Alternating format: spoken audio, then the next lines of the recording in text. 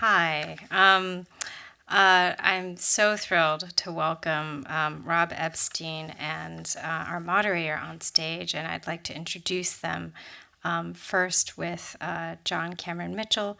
John, I'm going to introduce you, and please come up after I finish with Rob's introduction as well. You'll both come up on stage, and we'll get started. And we'll also have questions from the audience during the Q&A, so please keep some in mind. John Cameron Mitchell co-created and starred in the stage film musical Hedwig and the Angry Inch, for which he won Best Director at the 2001 Sundance Film Festival. He received the Golden Globe nomination for Best Actor and 4 Tony Awards for that film. For Hedwig and the Angry Inch.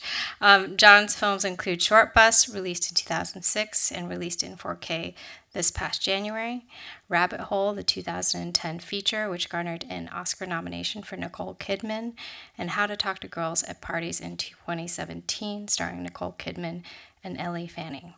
He appears in Hulu's Shrill, Paramount's The Good Fight, and in 2022 will be seen in Netflix Sandman and as Joe Exotic in Peacock Channel's Joe vs. Carol, co-starring Kate McKinnon.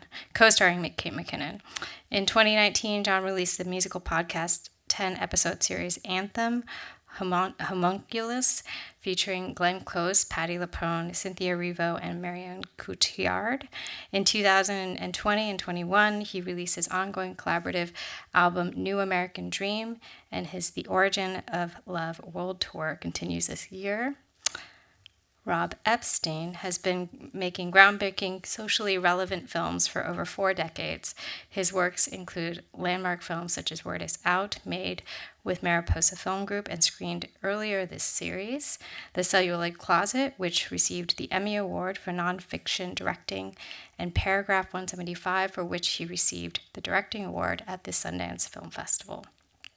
Academy Award nominated short film Endgame, and Linda Ronstadt, The Sound of My Voice, winner of a Grammy Award for Best Music Film.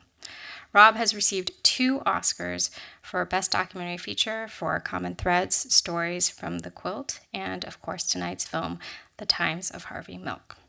Working with filmmaking partner Jeffrey Friedman, his dramatic work includes the narrative features Howl, which received a National Board of Review Freedom of Expression Award, starring James Franco and John Hamm, and Lovelace, starring Amanda Seyfried, Peter Sarsgaard, and Sharon Stone. Rob Epstein is a recipient of the IDA Pioneer Award, the Frameline Award, the Alfest Achievement Award, and the Cinema Eye Legacy Award.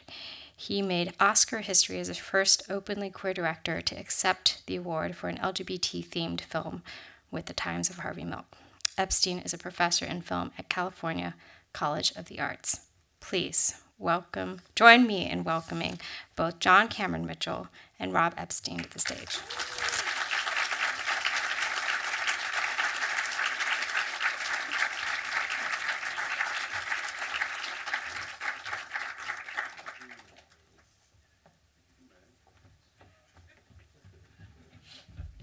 I'm going to use my Broadway skills to keep this moving. Rob Epstein, you made one of the classic films of queer experience ever. Who had not seen this film before? Wasn't it fucking amazing? Isn't it beautiful? Isn't Rob right up there with the Maisels and Pennebaker? We met at Sundance, I think in 92, maybe? That's right. Were you showing something then? We were showing Where Are We? Yeah. Oh, yeah. Yeah. And it was funny because I was like a little actor from New York, and without portfolio, I wasn't there with a project. I had my pictures and resumes. And there was 3 groups of queer. It was also the year of the queer, and Derek Jarman, there was a famous panel, and New Queer Cinema was ascendant. But in some ways, Rob was like an elder statesman, and as was... God, if I was then an elder statesman, I know he wasn't what am I now? older. It's just that he'd been making films for decades, and Derek Jarman too. And they smiled over the young people like Todd Haynes and Tom Kalin and Chris Munch and all these great filmmakers. And I was watching them, as a non-participant and seeing three types of groups. There was the cool New Yorkers, Christine Vachon and Todd Haynes, who were in black. They were so punk, unapproachable. Though Christine told me later that I did give her my picture and resume. Made an impression, clearly. Later, she produced Hedwig. And then there were the LA people who were fun and crazy, and all their films were about LA. Except for Chris Munch, who always wrote different things, and his Hours and Times was playing. And then there were the San Francisco people. And those are the ones I wanted to hang out with. There was Rob and Jeffrey and Marlon Riggs and Jenny Olsen and all these people who were, I don't know, they'd been at it longer. They were often working in nonfiction. There was patience, there was intensity, but it wasn't getting carried away, with the coolness or the, the LA effervescence. It was a different thing, and I really was attracted to that, and that's, of course, where I came out. And Rob, do you remember that time when the fictional films were starting to come at that time, which there was not as many coming out of San Francisco at that time, though there was that. Who was the guy who made that film that used the Visidarte speed? Isn't he from San Francisco? I don't know. But at that time, were you kind of seeing, what were you thinking about the stuff that was coming out? Of course, this was all coming out of AIDS, the new narrative stuff, right? But how were you feeling at that time? Well, so that was 92. Yeah. So, we had just made an AIDS documentary. We did Common Threads. Yeah. And I think we were looking for a relief from that, which is why the film we did that was at Sundance that year was Where Are We?, which was just a road movie. Yeah. We literally took to the road and decided to do something much more improvisational and jazz-like, something that was not as predetermined as Common Threads and Harvey Milk. So we kind of went in a whole other direction at that point. It was also not the last years of AIDS, but it was the most intense years. Thinking about that strange moment between Harvey... It's when, Richard Schmeeken died, I think. About that time. year? Yeah. Wow. Producer of this film. This film would not have happened if not for Richard, but that's a whole other story. Well, I'd love to hear that story. Yeah, I would love to tell that story because as I mentioned in the introduction, even though I had worked on Word Is Out and I was one of 6 co-directors on that film, I had really never been responsible for a project before. And that was Word Is Out came out in 77. Harvey Milk was elected in 77. And all the events that are depicted in the film happened at that time. And I initially set out to make a film about the Briggs Initiative.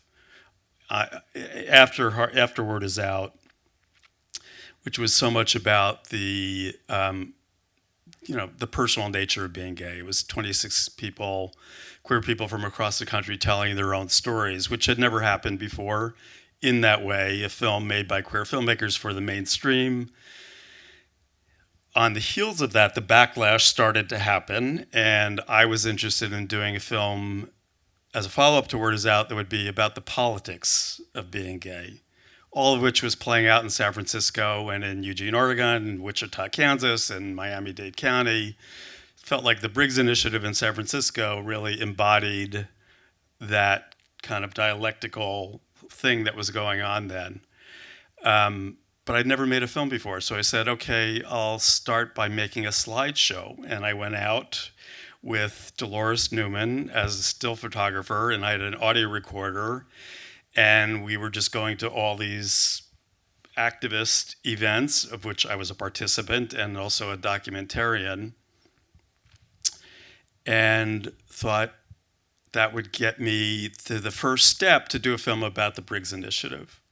So there's actually a sequence in the film that's very representational of that early stage of the project, which is the Proposition 6 victory night. Harvey's speech, that was me with my recorder and Dolores with the photographer, and that whole sequence is really cut with that audio and stills. So in that sequence, that's kind of the kernel of the beginnings of the project. 3 weeks after that night, Harvey was killed, and then I knew the world had changed. My world had changed. But the world didn't know the world had changed. And it felt like that was now my mission, was to tell that story. So I got a little bit of money, started doing some filming, put together a 20-minute trailer which outlined the story with the interviews and archival footage. I met a newscaster, kind of took me under his wing and snuck me into the news station at night, and we were pilfering news material to use for this clip. And I shot the candlelight a year after. So the candlelight footage was really the first big production shoot with 4 cameras. Anyway, with all that material, I put together a 20-minute reel and did a fundraiser. This was now probably maybe 1979, 80. Did a fundraiser in New York hosted by Vito Russo, my good friend Vito Russo, the author of The Celluloid Closet. And Vito hosted a night in a gymnasium where he showed all of his vintage Judy Garland and Barbra Streisand clips. And it was just an amazing night because of Vito and everything that Vito was and offered the world.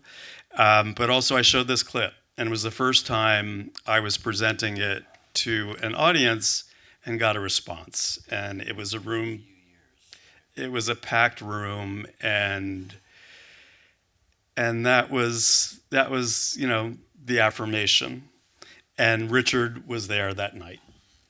And Richard Schmicken was a filmmaker in his own right, a producer, had much more experience than I had at that point in time, and said, I want to help. I want to help get this film made. And he joined me on the project and actually moved to San Francisco for a year and just helped professionalize the whole operation and got us the kind of funding that we could really get going in making the movie. Was there a lot of private money in that? The film cost $300,000. $100,000 was raised from community fundraisers. I mean, literally, like practically, GoFundMes of the moment. Yeah, which were like, potlucks. Yeah. And just really $25, $50, $100 contributions got us to $100,000 level, and then $100,000 in grants, and then the last $100,000 came from WNET, a public television initiative that was then it was called Nonfiction Television, no longer exists, but that was the bulk of the production money. Wow. When's the last time you saw it with an audience? It's been a while, and every time I see it, I'm still stunned that Dan White got out of prison before we finished the film. Unbelievable. It's like I forget it every time. It's like, what? And what? I remember it he took died us longer to make the film than he served prison time. He died how long ago? He died in, I think it was like within the last 9. No, he committed suicide. Right. Forgot. And that was in 96, I think. Just a couple years after he got out of jail. Did you ever meet him? No. That moment when his wife was like... came to the set of Milk. I heard that his son came to the set of Milk. Wow. Is Howard here? His son... Did you ever hear that story? That Dan White's son came to the set of Milk? Yeah. That's about as much as I know. What a legacy. Yeah, to be. Yeah. Well, what did he say? Yeah. What are you gonna? But he was there. It's amazing. Wow. Wow. It's all just so fucking sad. Yeah. But it's a beautiful film. It's beautifully made. I love that the way you use the sound with the images that don't need to sync up, because the spirit is so strongly there. It's just amazing. I think I first saw it when I moved here in the late 80s. And video was starting to come up, so I could see it. It wasn't easy to find after, in that first 10 years after it came out. Well, it's had a sorry distribution history. What was the first distribution like? Well, let's see. We finished in '84 and got into Telluride in New York, and the first Sundance. I think it was first queer. It was the first queer film at Sundance because it was the first Sundance, and every distributor turned us down. All the art house. Then there were art houses, and all the art house distributors turned us down. So the distributors and then it was done. It was done, and they saw it. Yeah. Well, do you know why? Was it they just think didn't have a big audience or what? I don't know. Who can second guess? But obviously they didn't think there'd be an audience, that they wouldn't make money. Some of them eventually came around afterwards. So we were with a very small fly-by-night distributor called Teleculture, and I think they went bankrupt the day we won the Oscar. I think they were gone the next morning. But we've kept it going, over the years. Somehow we've kept it going, and now it's with Criterion, which that Thank was God. a dream come true. I know. As you know. Yeah, future-proofing it. Yeah.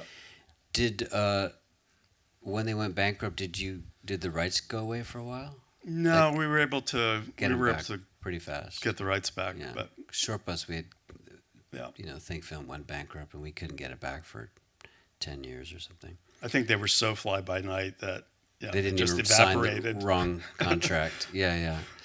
When you watch it, I'd love to know about. Some people might not know what happened to some of the most articulate people in there. Tom Amiano, of course. Just heard from Tom today. Yeah, he of course went on to. Tom Amiano was an California Assembly member. Well, first school board. This was the school teacher. Right, the school teacher with the poinsettias in the background. Then city council, and then assembly person. And now, as he said today, I'm an alta cocker now, but still kicking ass. And tell me more what happened to Sally Gerhardt, and after that, and other people we might want to know about the dyke on the bike too. Forget her name. Sally died this year. Oh, she did? Yeah. Oh. Yeah. But somebody's making a film about her. Great. Yeah, and we're helping them. A legendary figure. Anne Cronenberg got married and raised a family. Yeah. Still very active in City Hall endeavors. Very community-minded. Jim Elliott, Anne Cronenberg was the campaign aide. Jim Elliott, the machinist, I haven't been in touch with, but is he alive? I don't know. Probably not. He was so articulate and so. He told a wonderful story, which we had in the film to the very end, but it just tell us it. Kill your darlings. Yeah.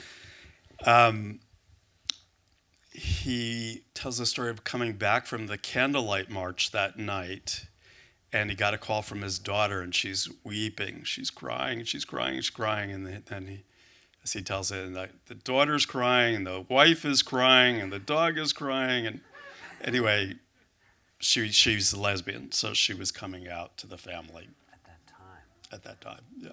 Wow. So he told the story much better than I did.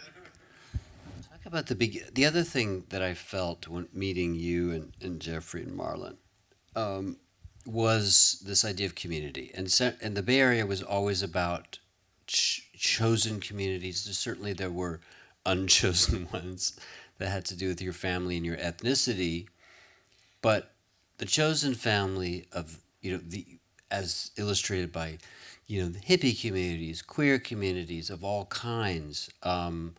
The fact that this city, which was the port city, where you could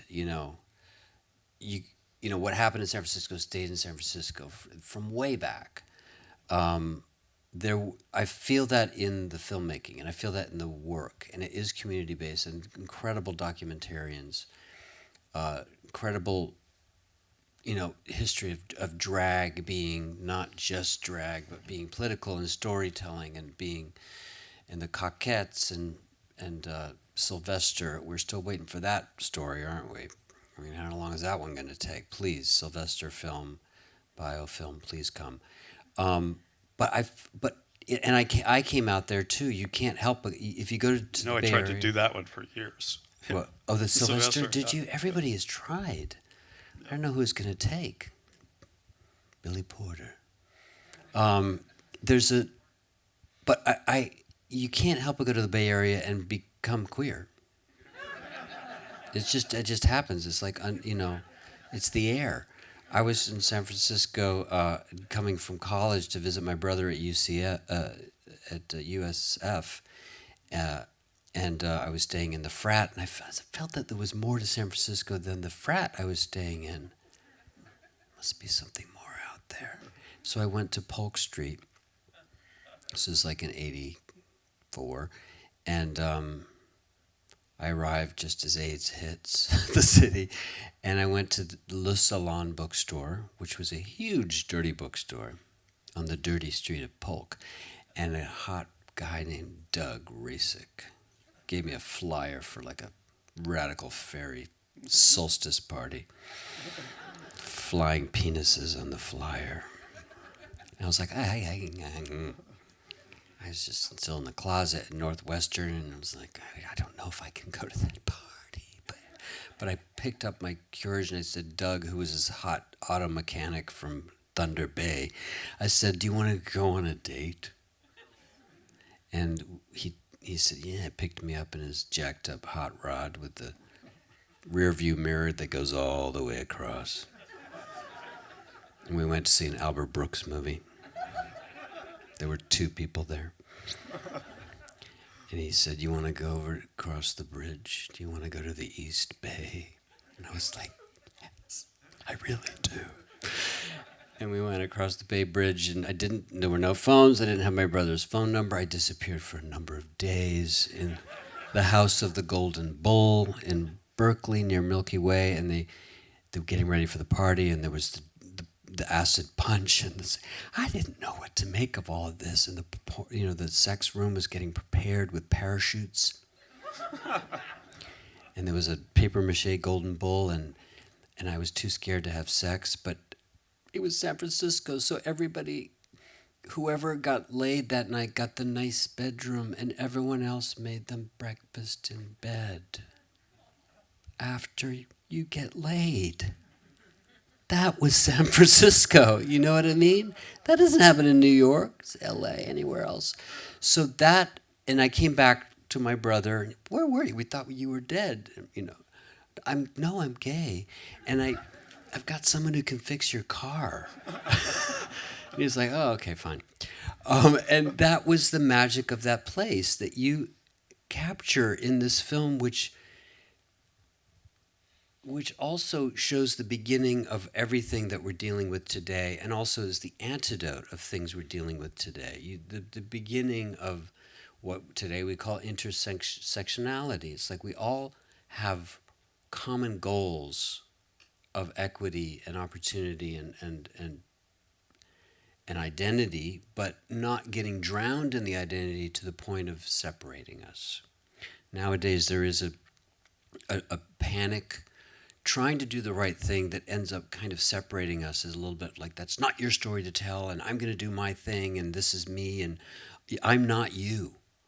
you know, how dare you, a white gay man, talk about this black lesbian over here? And it's like, dude, when you have things, when you have Dan Whites of the world, and when you have AIDS of the world, and when you have these things that affect all of us, COVID, whatever, we've got to find the things that bring us together, whether it's grief or joy. You know, the most moving moment, I think, is when those candles rise up.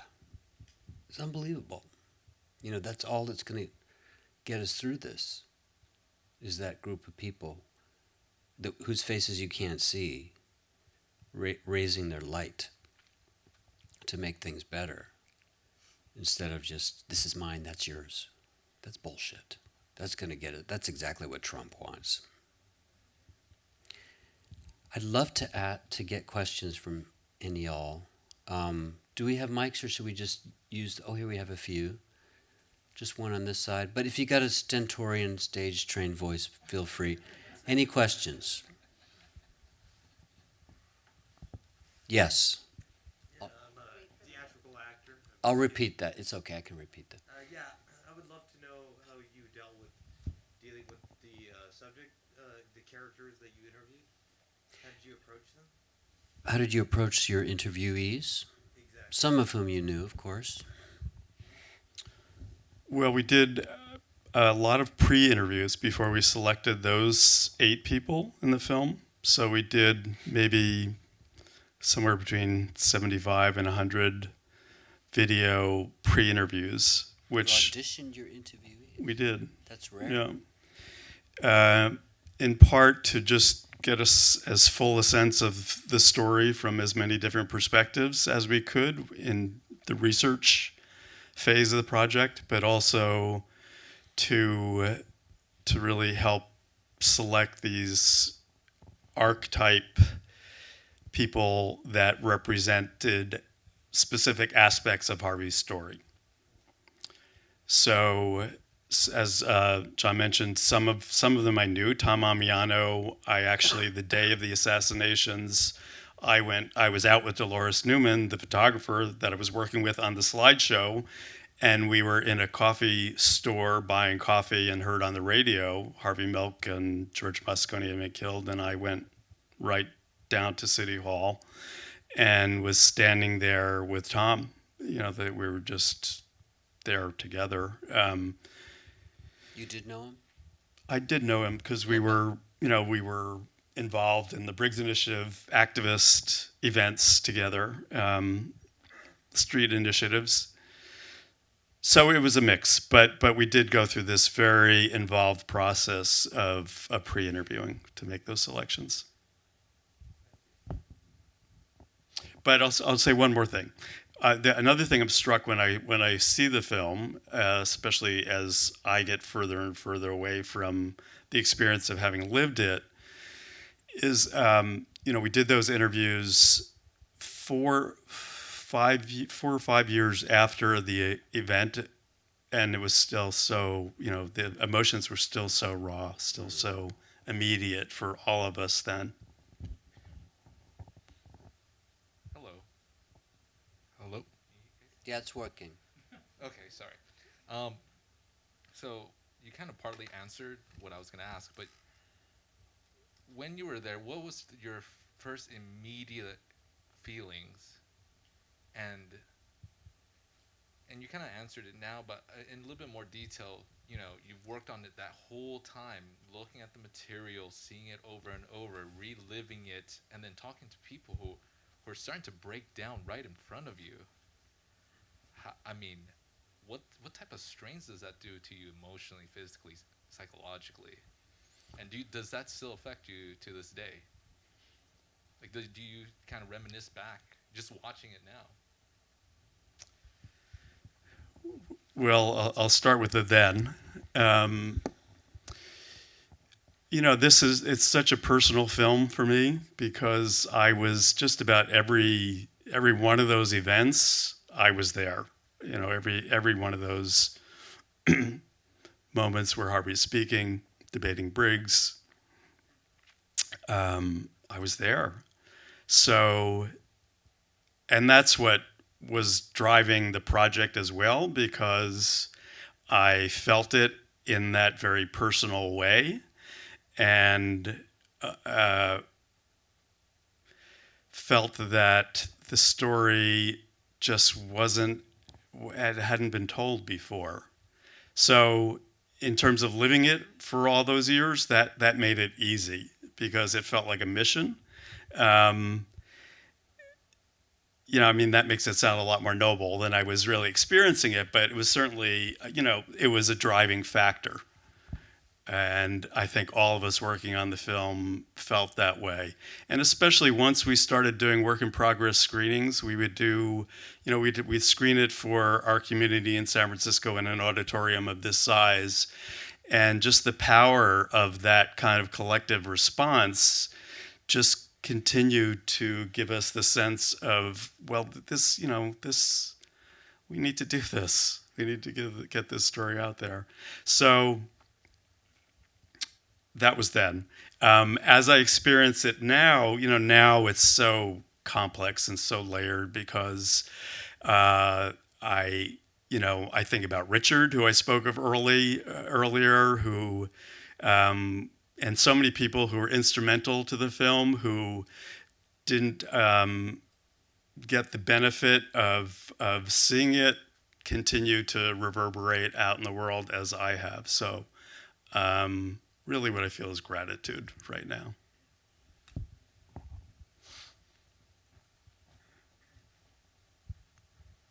It's also unusual to get that credit for the producer and the director having made it, which is kind of beautiful. It reminds me of the Michael Powell, Pressburger thing. It's nice. Hi, thank you all for letting me go. I had a question about queerness and the future of queer cinema and what it means. I suppose I really hope I word this correctly. So I have had partners and lovers that belong to many different communities. Most of those communities are queer. One of those communities is not. And today I identify as a straight heterosexual man, but I grew up fearing. I left my hometown in North Georgia, not because I was gay, but because I was thought to be gay. I was afraid growing up there. I suppose my question is that, if you look at, all of these amazing colors of the rainbow that we have, and this sort of, and how it becomes larger, and there are just more and more colors every day. The beautiful thing about the rainbow is it's inclusive, but it is also contrasting. And I suppose my question about the future of this whole thing of what I'm seeing here for this images from the past is there a color for me in the rainbow? I mean, am I as a man who loves women, am I a contrasting gray sky, or will there ever be a time in which queerness is not necessarily a contrasting concept, but an all-embracing one that includes people like me? That's more of a philosophical question, I suppose, but you guys are both brilliant people, and I wanted to ask it. I thought about that, and yes, you are welcome. I mean, we all know people who are, and queerness is not just about sexuality, right? It's about a way of looking at the world through gender, through an understanding of otherness, being othered, through an understanding of power, knowing that gender has biological elements, it has social elements, and it has personal elements. And sexuality is interwoven sometimes with gender, but we all know people, our straight friends, who are much queerer than some of our gay friends. It's the case. And those are the people I want to hang out with. There's unfortunately a lot of, sometimes it's just inherent, but there's also people who want to imitate their oppressors, if you know what I'm saying. Or they just, it's straight acting for gay people was sort of higher currency socially, for gay men. It's like masculinity was social currency because the world was a straight man's world. Just like for black people, for so long, the term of high yella comes from you're closer to the ruling class. So therefore, you have more social currency. High yellow is the same as straight acting, and it's bullshit. It comes from being stepped on, and that's just my thought. So welcome. Yeah, I thought you articulated beautifully what you said. You answered your own question. No, in a good way.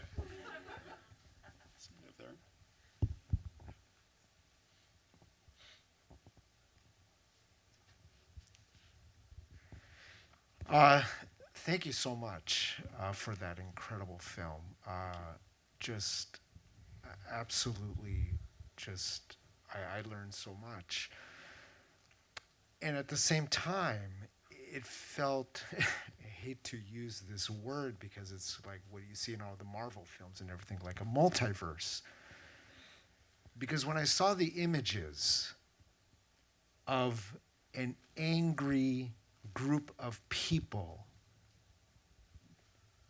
breaking down windows, fighting against something, I thought of January 6th. And then you see that African American gentleman who correctly said, if that was me who shot, how would I? We're asking the same questions today. The same thing is happening again. For our young, queer, straight, whatever label. It's all, we're all just human beings. We all bleed red. It doesn't matter what color we are. We all bleed red. Do you see, have you seen, will you see a movie like this that will be used in a way to teach? It's great that we're having this opportunity to see this, but history is repeating itself. It's just a different kind of discrimination, but it's still discrimination. How can a powerful movie like this, do you see it being used where it's, yes, it's great that it's in an archive. It's great that somebody can maybe check it out, and it's great that it can be seen every so often. But this has to be used as a tool for teaching us. And I'm not sure if that opportunity has been done or it will be coming. Thank you. Thank you. Yeah, no, it's very disconcerting to witness what's going on in Florida and Texas. And Yeah, he couldn't show this film legally. yeah, I mean, it would go to the Supreme Court, and then Amy Coney Barrett would shoot it right back down, wouldn't she? but Katenji's going to hopefully take care of her. Yeah, I mean, we just seem to go in these incredibly vicious cycles, don't we? And just when you think we're on one side of the cycle and we're not going to go back around, we go back around, and that's certainly what's happening now. So that's an answer to the question earlier. That's certainly something I was thinking about tonight, just how, when we were, in the streets responding to all those, the backlash against those gay rights initiatives that were being repealed, and then the victory of Briggs, at that moment you feel like, okay, we've made progress, we're moving forward, and then there seems to be some people that you just can't reach in terms of making that kind of change, institutional change. Yeah. Just someone with a mic right there. Hi. In your introductory remarks, you had alluded to the directors of the two opening shorts. Thank you.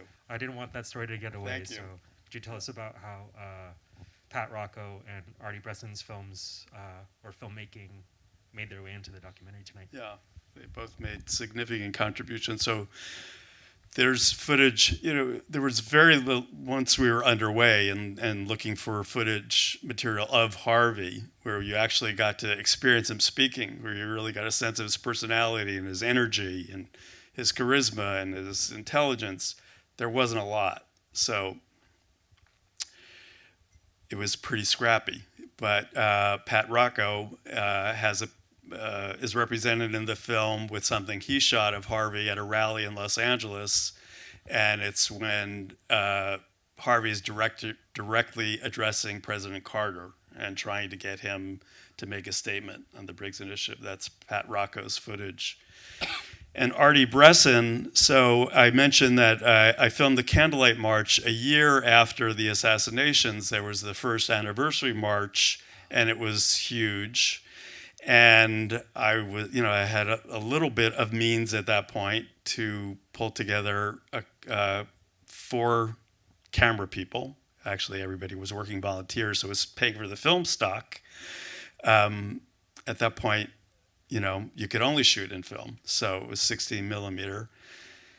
And it was Peter Adair, Emiko Amori, and Francis Reed, and Artie Bresson. And I gave them each positions and assignments, and Artie's assignment was, I said, just get up high. Just try and get high angles, get high. And he came back with these incredible shots. The one you referenced from, looking down at City Hall. He got on top of the Fox Plaza building. And the incredible shot, the pan up Market Street, where it's, you start at the bottom of the hill, and then the camera just pans up and reveals the length of the march. That was Artie's shot. And Artie was just, he was just a beautiful soul. Really, I was just nobody, a neophyte, and he was just, what can I do? He was just a big teddy bear. What can I do? How can I help? What can I do? What was his famous feature? Gay USA. Gay USA. Yeah. Yeah. But Buddies. Buddies. Yeah. Yeah. Buddies. That was Buddies. It was the early AIDS era. Yeah. Film. Kind of the first fictional feature that was dealing with AIDS among queer people. Yeah.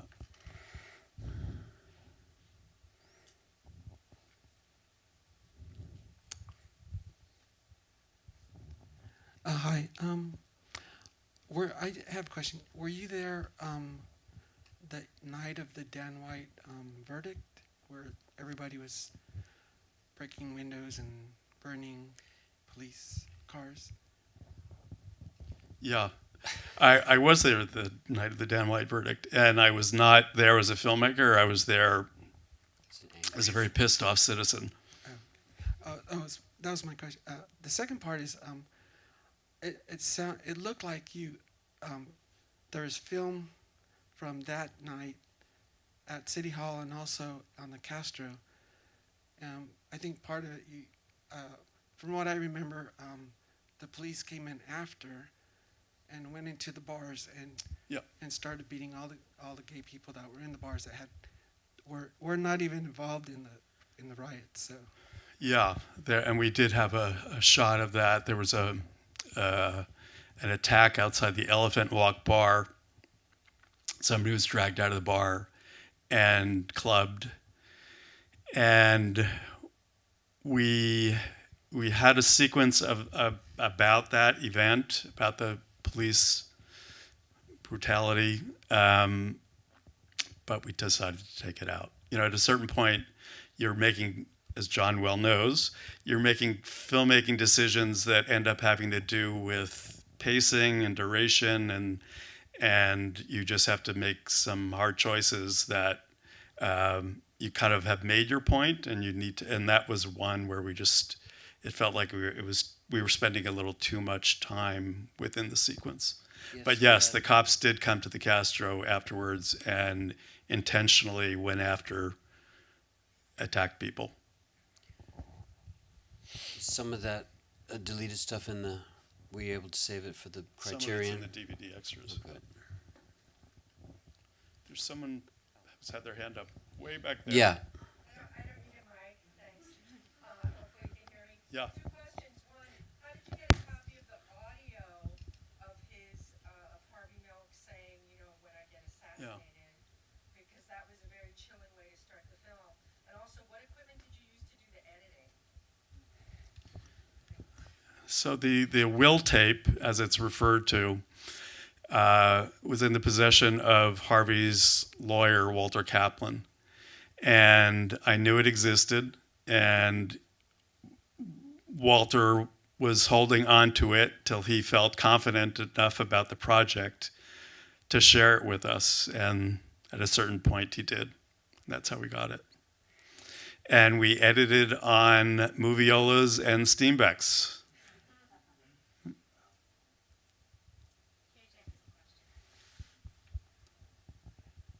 I can just shout it, yeah. Thank you again for being here. And I know someone was asking about using film as a teaching tool or as an opportunity to sort of, you know, expand minds and maybe the minds of young people. And I know that another film you worked on, Greetings from Washington, D.C., is maybe going to have that opportunity soon. So I just wanted to ask you to speak about Greetings a little bit, if you wouldn't mind, which is a film that you made with Frances Reed, Lucy Weiner, and that the archive is restoring, and will be showing in this theater in just 2 months. Great. So, yeah. And maybe Brandon can talk about the outreach. But I can mention the film. In 1979, there was the first, I think it was called the National March on Washington for Gay and Lesbian Rights. And 5 of us made a short film called Greetings from Washington, D.C., which Lucy Weiner directed, and Frances Reed, Terry Lawler, Greta Schiller, and myself produced. And that is now UCLA and Outfest have taken on it as a restoration project. So coming soon to this theater near you. May 22nd, yeah. And it's actually, Outfest has a whole distribution plan for the film, which is great. And it will also be on the DVD extras with my film, Paragraph 175, that's getting re-released by Milestone.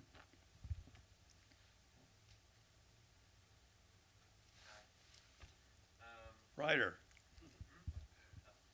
I was just going to ask a question about process.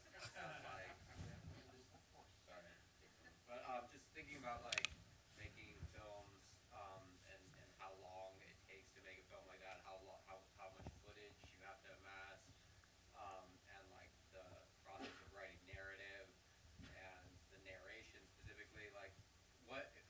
How much of the story would you say, and the story arc, did you have in mind since the beginning, and then how much did it adapt and change based on interviews, and just what's the finished product versus how did it end up versus kind of how you had it in mind? Yeah, a good question about how the story development. The good thing about having that much time from when the events happened to when we actually had the funding to get into real production and editing, I had a lot of time to live with the story and to work it out. And those pre-interviews helped to clarify how I wanted to shape it. So by the time we got into editing, there was a pretty clear 3-act structure. So Debbie Hoffman and Debbie was the editor. We both edited. We would each work on specific acts. So the structure, was pretty much stayed what it was from start to finish. Of course, within that, lots of changes and development and discoveries made along the way. But the editing process itself, it was 10 months from start to finish. Once we were funded, we filmed the interviews and did the edit in 10 months. But I had a couple of years before that to work on it. So last question over here. Hi. I was wondering. Where are you? Wait. Up here. Okay, there you are. I was wondering if you were involved at all in the feature film Milk, and what you thought of it, and also in terms of Florida, which you mentioned before, which is the state that I'm from, Miami-Dade County. I put a post up about that and my feelings about it, and it got a lot of support. And then a well-meaning friend said, it's really nothing, you know. You've probably not even read the bill, but you should look at it. And I did. And I don't even have the words. I don't know how to start to explain this movement, this context, and what it's like to grow up queer. And I just wondered if you have words that can help serve as a bridge for someone who doesn't think things like that matter.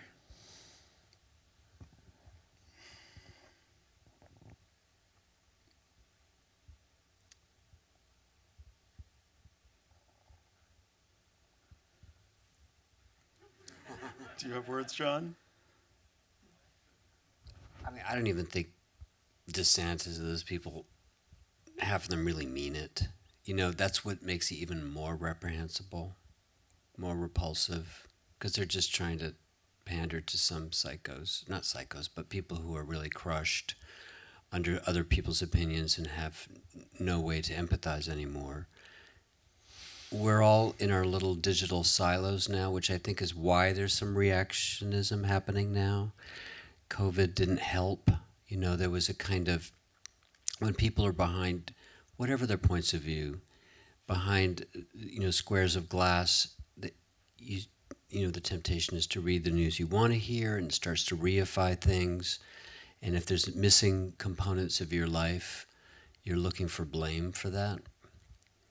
And Republicans, not all of them, you know, weirdly, people like Goldwater were sort of pro-gay because it was part of his general freedom idea, but he was also racist, but that was a different issue.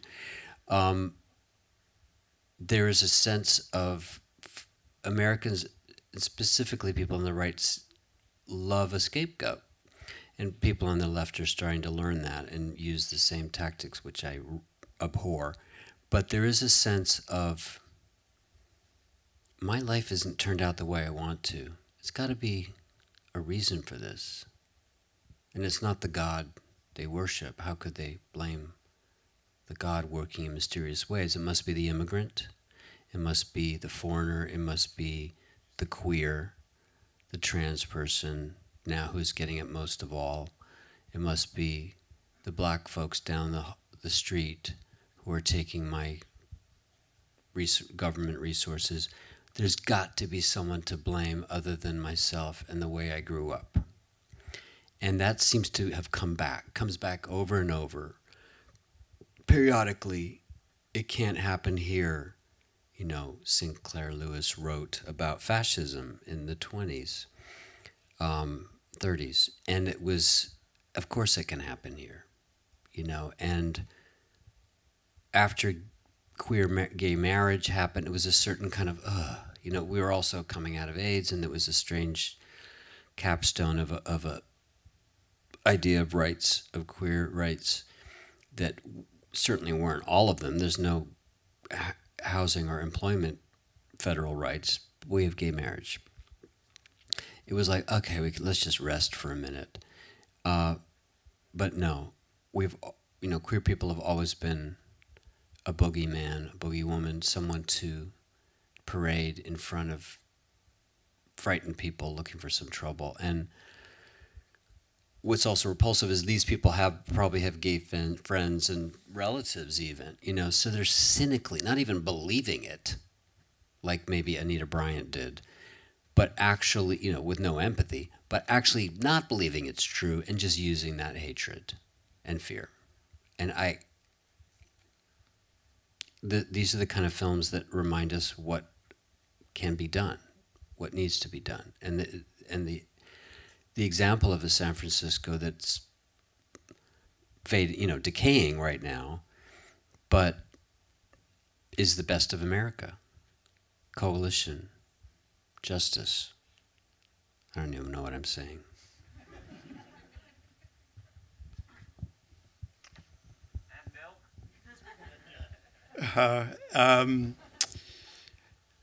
And milk, yes. So objectively, thought the film did a really fine job telling the story, and certainly getting the story to a gazillion people in a way that a documentary can never penetrate. Subjectively, I do have a subjective perspective on it too, which is I think the documentary wasn't as adequately acknowledged for what it contributed to the project and the telling of the story. But that's my subjective view. I like your movie better. It's a beautiful film, and we're so happy. And also, I'm sorry, I just want to make one point. So beyond the self-serving in that, I think that, because I think there's a point to be made around that, in that I think that documentaries are often not thought of as authored works, and why you're seeing more and more documentary filmmakers taking a writing credit, which I would certainly consider now with this film. I don't think all documentaries earn. I think you have to earn that under specific circumstances. But I think that is that's something that needs to be examined. Is that documentaries are authored pieces of work, and should be viewed that way. So that's all I'll say. I'm on that honored subject. to be here with Rob, one of our greatest documentarians ever, and narrative filmmakers. Thank you, John. Thank you. Thank you for doing this. Of course. Thank you, UCLA Film Yes. TV Archive, Hammer, Outfest.